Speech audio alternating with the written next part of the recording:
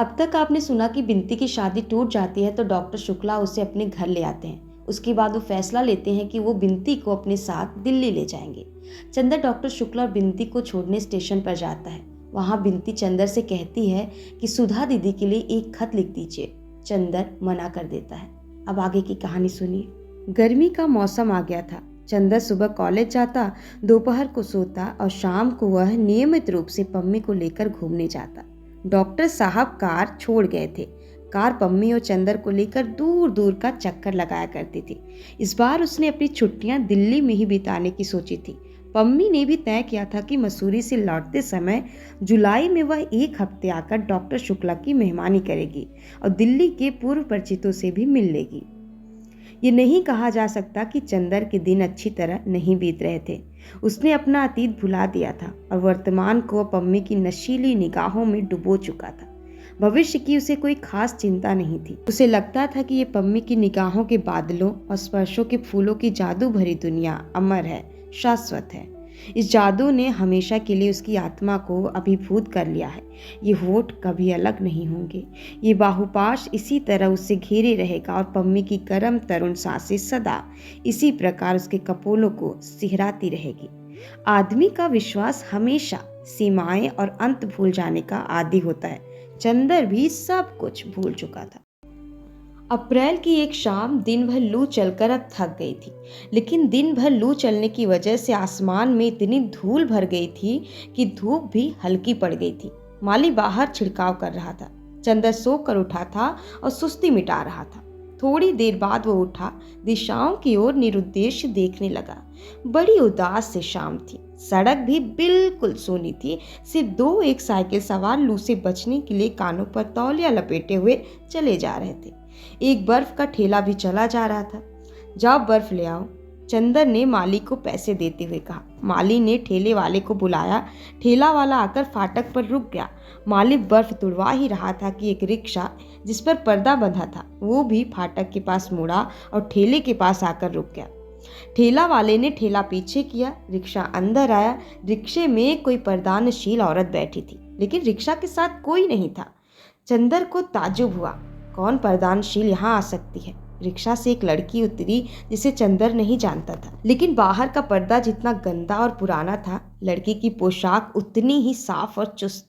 वो सफ़ेद रेशम की सलवार, सफ़ेद रेशम का चुस्त कुर्ता और उस पर बहुत हल्के शरबती फालसाई रंग की चुन्नी ओढ़ी हुई थी। वो उतरी और रिक्शे वाले से बोली, अब घंटे भर में आकर मुझे ले जाना। रिक्शा वाला सिर हिलाकर चल दिया और वो सीधे अंदर चल दी। चंदर को बड़ा अचरज हुआ। ये कौन हो सकती है जो इतनी बेतकल्लुफ़ी से अंदर चली गई। उसने सोचा, शायद शरणार्थियों के लिए चंदा मांगने वाली कोई लड़की हो, मगर अंदर तो कोई है ही नहीं। उसने चाहा कि रोक दे, फिर उसने नहीं रोका। सोचा खुद ही अंदर खाली देखकर लौट आएगी। माली बर्फ लेकर आया और चंदर चला गया। वो लड़की लौटी। उसके चेहरे पर कुछ आश्चर्य और कुछ चिंता की रेखाएं थी। अब चंदर ने उसे देखा। एक सांवली सी लड़की थी, कुछ उदास, कुछ बीमार सी लगती थी।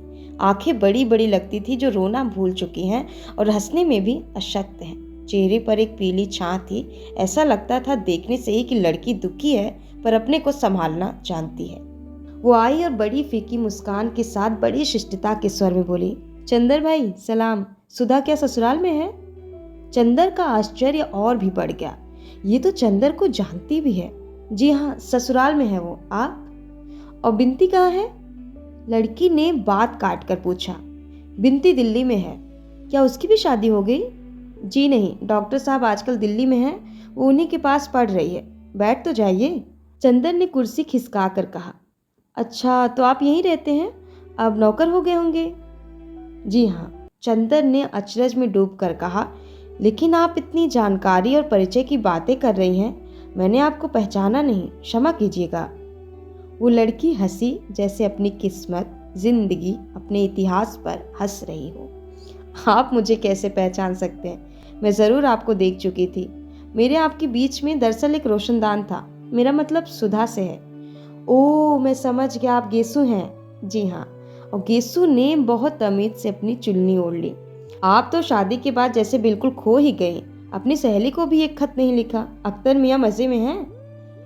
आपको ये सब कैसे मालूम? बहुत आकुल होकर गेसु बोली और उसकी पीली आंखों में और भी मैलापन आ गया। मुझे सुधा से मालूम हुआ था। मैं तो उम्मीद कर रहा था कि आप हम लोगों को एक दावत देंगी, लेकिन कुछ मालूम ही नहीं हुआ। एक बार सुधा जी ने मुझे आपके यहाँ भेजा तो मालूम हुआ कि आप लोगों ने मकान छोड़ दिया है। जी हाँ, मैं देहरादून में थी। अम्मी जान वगैरह भी वहीं हैं। अभी हाल ही में वहाँ पनाहगीर पहुँची। पनाहगीर? जी, पंजाब के सिख वगैरह। कुछ झगड़ा हो गया था तो हम लोग चले आए। अब हम लोग यहीं हैं। अख्तर मियाँ कहाँ हैं? मिर्ज़ापुर में पीतल का रोजगार कर रहे हैं और उनकी बीबी देहरादून में थी। ये सज़ा क्यों दी आपने उन्हें? सज़ा की कोई बात नहीं। गेसु का स्वर घुटता सा मालूम हो रहा था। उनकी बीबी उनके साथ है। क्या मतलब? आप तो अजब सी बातें कर रही हैं। अगर मैं भूल नहीं करता तो आपकी शादी। जी हाँ, बड़ी ही उदास हंसी हंसकर बोली गेसु। आपसे चंदर भाई मैं क्या छुपाऊंगी। जैसे सुधा वैसे आप। मेरी शादी नहीं हुई उनसे। अरे, गुस्ताखी माफ कीजिएगा। सुधा तो मुझसे कह रही थी कि अख्तर मुझसे मोहब्बत करते हैं। गेसु बात काट कर बोली और बड़ी गंभीर हो गई और अपनी चुन्नी के छोर में टके हुए सितारे को तोड़ती हुई बोली। मैं सचमुच नहीं समझ पाई कि उनके मन में क्या था। उनके घर वालों ने मेरे बजाय फूल को ज़्यादा पसंद किया। उन्होंने फूल से ही शादी कर ली। अब अच्छी तरह निभ रही है दोनों की। फूल तो इतने अरसों में एक बार भी हम लोगों से मिलने भी नहीं आई। अच्छा। चंदर चुप होकर सोचने लगा। कितनी बड़ी प्रवंचना हुई इस लड़की की जिंदगी में और कितने दबे शब्दों में ये कहकर चुप हो गई। एक भी आंसू नहीं, एक भी सिसकी नहीं, संयत स्वर और फीकी मुस्कान, बस। चंदर चुपचाप उठकर अंदर गया। महाराजिन आ गई थी। कुछ नाश्ता और शरबत भेजने के लिए कहकर चंदर बाहर आ गया। गेसु चुपचाप लॉन की ओर देख रही थी, शून्य निगाहों से। चंदर आकर बैठ गया और बोला, बहुत दुख दिया आपको। छी, ऐसी बात नहीं करते चंदर भाई। कौन जानता है कि ये अख्तर की मजबूरी रही हो। जिसको मैंने अपना सरताज माना उसके लिए ऐसा ख्याल भी दिल में लाना गुनाह है। मैं इतनी गिरी हुई नहीं कि ये सोचूं कि उन्होंने धोखा दिया। गेसु दांत तले जबान दबाकर बोली। चंदर दंग रह गया। क्या गेसु अपने दिल से कह रही है? इतना अखंड विश्वास गेसु को अख्तर पर? शरबत आ गया था। गेसु ने तकल्लुफ नहीं किया, लेकिन बोली, आप बड़े हैं, पहले आप शुरू कीजिए। आपकी फिर कभी अख्तर से मुलाकात नहीं हुई? चंदर ने एक घूंट पीकर पूछा। हुई क्यों नहीं, कई बार अम्मी जान के पास आए। आपने कुछ नहीं कहा? कहती क्या, ये सब बातें कहने सुनने की होती हैं। और फिर फूल वहाँ आराम से है। अख्तर भी फूल को जान से ज़्यादा प्यार से रखते हैं। यही मेरे लिए बहुत है। और अब कहकर क्या करूँगी? जब फूल से शादी तय हुई और वे राजी हो गए तभी मैंने कुछ नहीं कहा। अब तो फूल की मांग, फूल का सुहाग मेरे लिए सुबह की अजान से ज़्यादा पाक है। गेसु ने शरबत में निगाहें डुबाते हुए कहा। चंदर क्षण भर चुप, फिर बोला, आपकी शादी अम्मी जान कब कर रही हैं? कभी नहीं। मैंने कष्ट कर लिया है कि मैं शादी ताउम्र नहीं करूँगी। देहरादून में मैटरनिटी सेंटर में काम सीख रही हूँ। कोर्स पूरा हो गया है। अब किसी अस्पताल में काम करूँगी। आप क्यों? आपको ताज्जुब क्यों हुआ? मैंने अम्मी जान से इस बारे में बात कर लिया है और वो राजी भी हो गई हैं। मैं अपने पैरों पर खड़ी होना चाहती हूँ। चंदन ने शरबत से बर्फ निकालकर फेंकते हुए कहा, मैं आपकी जगह होता तो दूसरी शादी करता, अख्तर से भरसक बदला लेता। बदला? गेसु मुस्कुरा कर बोली, छी चंदर भाई, बदला, गुरीज, नफरत, इससे आदमी ना कभी सुधरा है ना सुधरेगा। बदला और नफरत तो अपने मन की कमजोरी को जाहिर करते हैं। और फिर बदला मैं लूँ किससे? उससे? दिल की तन्हाइयों में मैं जिसके सजदे पड़ती हूँ, ये कैसे हो सकता है? गेसु के माथे पर विश्वास का तेज दमक उठा। उसकी बीमार आंखों में धूप लहलहा उठी और उसका कंचलता सा तन जगमगाने लगा। कुछ ऐसी दृढ़ता थी उसकी आवाज में, कुछ ऐसी गहराई थी उसकी ध्वनि में कि चंदर देखता ही रह गया। वो जानता था कि गेसु के दिल में अख्तर के लिए कितना प्रेम था। वो ये भी जानता था कि गेसु अख्तर से शादी के लिए किस तरह पागल थी। वो सारा सपना ताश के महल की तरह गिर गया और परिस्थितियों ने नहीं, खुद अख्तर ने धोखा दिया। लेकिन गेसु है कि माथे पर शिकन नहीं, बाहों में बल नहीं, होठों पर शिकायत नहीं। नारी के जीवन का कैसा अमिट विश्वास था। यानी गेसु ने जिसे अपने प्रेम का स्वर्ण मंदिर समझा था वो ज्वालामुखी बनकर फूट गया था और उसके दर्द की पिघली आग की धारा में गेसु को डुबो देने की कोशिश की, लेकिन गेसु है कि अटल चट्टान की तरह खड़ी है। चंदर के मन में कहीं कोई टीस उठी। उसके दिल की धड़कनों ने कहीं पर उससे पूछा, और चंदर तुमने क्या किया? तुम पुरुष थे, तुम्हारे सबल कंधे किसी के प्यार का बोझ क्यों नहीं उठा पाए चंदर? लेकिन चंदर ने अपनी अंतःकरण की आवाज को अनसुनी करते हुए पूछा, तो आपके मन में जरा भी दर्द नहीं अख्तर को पाने का? दर्द? गेसु की आवाज डूबने लगी। निगाहों की जर्द पंखुड़ियों पर हल्की पानी की लहर दौड़ गई। दर्द? ये तो सिर्फ सुधा समझती है चंदर भाई। बचपन से वो मेरे लिए क्या थे ये वही जानती है। मैं तो उनका सपना देखते देखते उनका सपना ही बन गई थी। लेकिन खैर, दर्द इंसान के अकीदे को और मजबूत न कर दे, आदमी के कदमों को और ताकत न दे, आदमी के दिल को ऊंचाई तक न ले जाए तो इंसान क्या? दर्द का हाल पूछते हैं आप? कयामत के रोज तक मेरी मैयत उन्हीं का आसरा देखेगी चंदर भाई, लेकिन इसके लिए जिंदगी में तो खामोश ही रहना होगा, बंद घर में जलते हुए चिराग की तरह घुलना होगा। और अगर मैंने उनको अपना माना है तो वो मिलकर ही रहेंगे, आज ना सही, कयामत के बाद सही। मोहब्बत की दुनिया में एक दिन उनके बिना कट जाता है, वैसे ही एक जिंदगी उनके बिना कट जाएगी, लेकिन उसके बाद वो मेरे होकर रहेंगे। चंदर का दिल कांप उठा।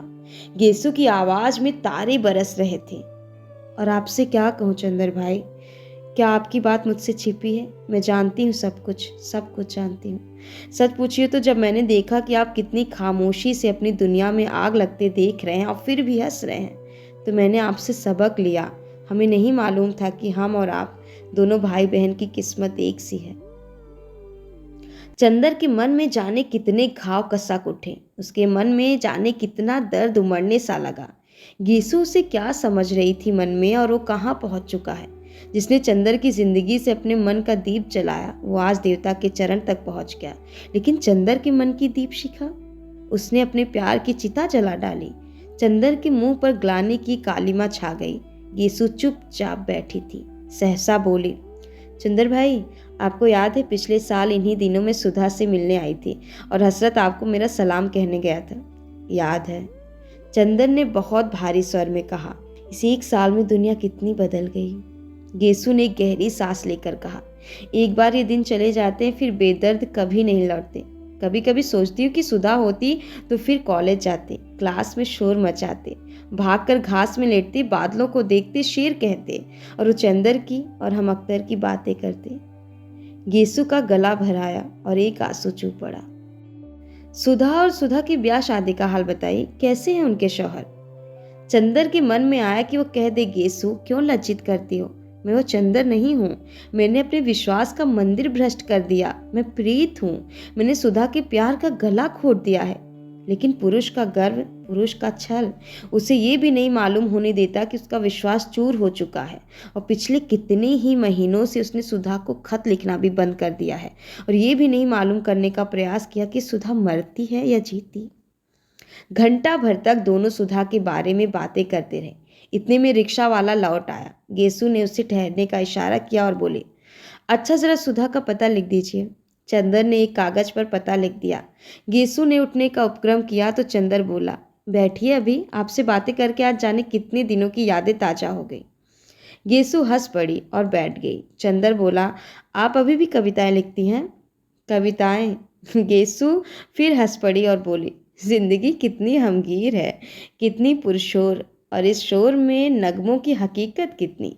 अब हड्डियाँ, नशे, प्रेशर पॉइंट, पट्टियाँ और मरहमों में दिन बीत जाता है। अच्छा चंदर भाई, सुधा अभी उतनी ही शौक है, उतनी ही शरारती है? नहीं, चंदर ने बहुत उदास स्वर में कहा। जाओ कभी देखा हो ना? नहीं, जब तक कहीं जगह नहीं मिल जाती तब तक तो इतनी आज़ादी नहीं मिलेगी। अभी यही हूँ, उसी को बुलवाऊंगी और उसके पति देवता को लिखूंगी। कितना सोना लग रहा है घर, जैसे भूतों का बसेरा हो, जैसे परेत रहते हों। क्यों परेत बना रही हैं आप? मैं रहता हूँ इस घर में। चंदर बोला, अरे मेरा मतलब ये नहीं था। गेसु हंसते हुए बोली, अच्छा आप तो मुझे अम्मी जान नहीं भेजेंगी? आज जाने कैसे अकेले आने की इजाज़त दे दी। आपको किसी दिन बुलाऊं तो आइएगा ज़रूर। हाँ आऊँगा गेसु, ज़रूर आऊँगा। चंदर ने बहुत स्नेह से कहा। अच्छा भाईजान, सलाम। नमस्ते। गेसु जाकर रिक्शा पर बैठ गए और पर्दा तन गया। रिक्शा चल दिया। चंदर एक अजीब सी निगाह से देखता रहा, जैसे अपने अतीत की कोई खोई हुई चीज ढूंढ रहा हो। फिर धीरे धीरे लौट आया।